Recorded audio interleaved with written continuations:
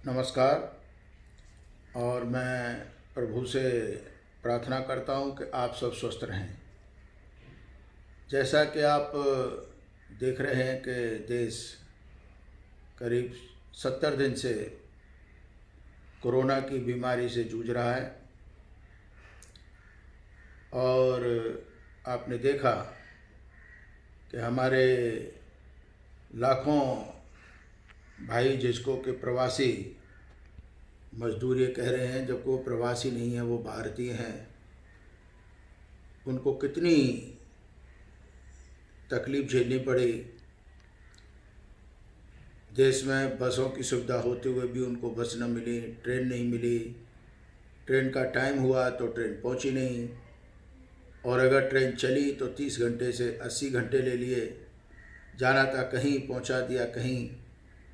जो भी हुआ, हमको उससे सबक लेना चाहिए। जैसा कि आपने देखा कि प्रधानमंत्री महोदय ने कहा कि जनता कर्फ्यू लगेगा। जनता कर्फ्यू सक्सेसफुल हुआ तो उत्साहित हो गए और उन्होंने आके घोषणा कर दी 8 बजे के 12 बजे से कर्फ्यू लगेगा। बड़ी अच्छी बात है, क्योंकि निर्णय उनका था। अब बाद में आपने देखा कि इन्होंने मुख्यमंत्रियों से सलाह करके लॉकडाउन का पीरियड बढ़ाया। अब जब ये 5वां लॉकडाउन आया, 31 मई को चौथा ख़त्म हो रहा था, तो लोगों ने सोचा थोड़ा खुलेगा, तो इन्होंने अनलॉक 1 की घोषणा की। इसमें दुख की बात क्या है कि जैसा कि इन्होंने पहले लॉकडाउन की घोषणा करते वक्त पहले 1 को, और इन्होंने मुख्यमंत्रियों को कॉन्फिडेंस में नहीं लिया, और अब बाद में कहते हैं कि अपने अपने प्रदेश का जो भी है सिस्टम, वहाँ के मुख्यमंत्री देखेंगे इसको घटाना है कि बढ़ाना है। तो वही कन्फ्यूज़न की स्थिति अब फिर पैदा हो रही है कि अनलॉक 1 इन्होंने खोला, गवर्नमेंट ऑफ इंडिया ने गाइडलाइन निकाली और लगा करके फिर कह दिया कि स्टेट इसमें चाहे तो अपने ढंग से घटाए या बढ़ाए।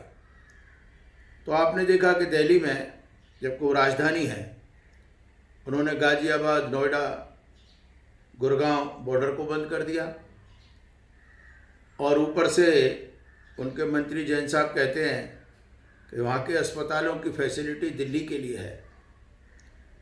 बड़े सरप्राइज़ की बात है, क्या दिल्ली इस देश का हिस्सा नहीं है? क्या दिल्ली को वहाँ के मुख्यमंत्री ने बनाया है, जबकि वो तो खुद हरियाणा के रहने वाले हैं? कोई कहता है महाराष्ट्र को ले लो, तो कहता है आपको जाने आने के लिए परमिशन लेनी पड़ेगी, जबकि गवर्नमेंट ऑफ इंडिया कहती है कि आप कहीं भी आ जा सकते हो। गोवा के मुख्यमंत्री कहते हैं कि मेरे प्रदेश में आप आएंगे तो आप कोरोना नेगेटिव का सर्टिफिकेट लेके आइए। नॉर्मल आदमियों के तो टेस्ट करने की सुविधा नहीं है, अब आदमी को आने जाने के लिए करना पड़ेगा। मेरा कहने का मतलब ये है कि पहले भी आपने जनता को भ्रमित कर दिया, उनको काफ़ी तकलीफ उठानी पड़ी, और अब अगर आप कोई गाइडलाइन करते हैं तो आप ऐसी गाइडलाइन करिए जो पूरे देश में एक साथ लागू हो। अगर ये नहीं होगा तो जनता को फिर से आप भ्रमित कर रहे हैं। उसको कहीं भी आने जाने के लिए पहले वो सोचे गवर्नमेंट ऑफ इंडिया की गाइडलाइन क्या है, फिर वो सोचेगा जिस प्रदेश में जा रहा हूँ वहाँ की गाइडलाइन क्या है। तो जैसे हमारे यहाँ कहावत है कि 9 मामाओं का भांजा भूखा जाता है, आपने फिर इस गरीब जनता को ये 30-40 मामाओं के सहारे छोड़ दिया है, तो आप इनको कब तक तकलीफ देंगे? मैं समझता हूँ कि मोदी जी ने सोचा होगा कि पहला लॉकडाउन तो मैंने ले लिया, तो कहीं वो नाकाम हो जाए तो मैं उसकी जिम्मेदारी सब प्रदेश मुख्यमंत्रियों पर भी बांट दूँ। ऐसा नहीं है। प्रधानमंत्री जी पर जनता ने विश्वास किया, उन्होंने एक निर्णय लिया, पूरा देश उनके साथ में है, और जो काम करेगा गलती भी उससे होती है, सक्सेस भी उसको मिलती है। तो मेरा प्रधानमंत्री जी से यही अनुरोध है कि आप, ये एक देश है, हमको प्रांतों में न बांटा जाए।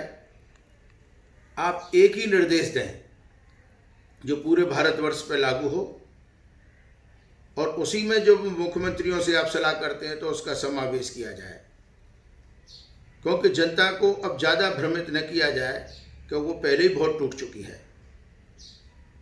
दूसरा मेरा अनुरोध ये रहेगा कि जो अभी भी लोग पलायन पर हैं, मुझे मालूम है थोड़े दिनों में सब पहुंच जाएंगे, तो उन गरीब मजदूरों के खाते में 10-10 हज़ार रुपये तुरंत पहुंचाए जाएं, और जो आपका पैकेज निकला है उसमें स्मॉल स्केल इंडस्ट्रीज़ को लोन की जगह आर्थिक सहायता दी जाए, और किसी से भी द्वेष भावना न रखा जाए।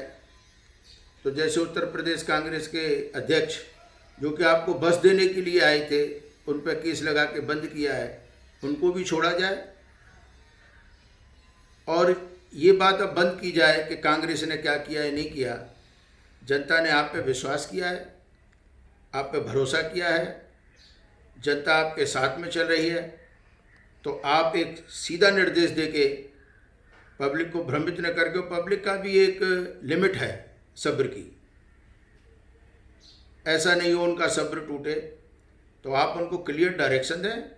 पब्लिक आपका साथ देगी, आपका सहयोग देती आई है, देती रहेगी, और मुझे पूर्ण विश्वास है कि हमारा देश इस कोरोना से अवश्य लड़ाई जीतेगा, और सब सोशल डिस्टेंसिंग को मेंटेन करते हुए चलेंगे। और हमें, जैसा कि आपने भी कहा कि जान है तो जहान है, और आर्थिक उन्नति भी जरूरी है, तो हम सब आपके साथ में हैं, परंतु नए नए डायरेक्शन ना आए जिससे जनता भ्रमित हो, क्योंकि बहुत तकलीफ जनता ने भोगी है।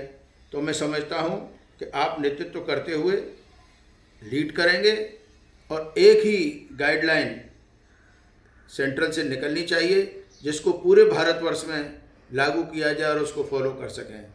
इसी के साथ धन्यवाद। जय हिंद, जय भारत।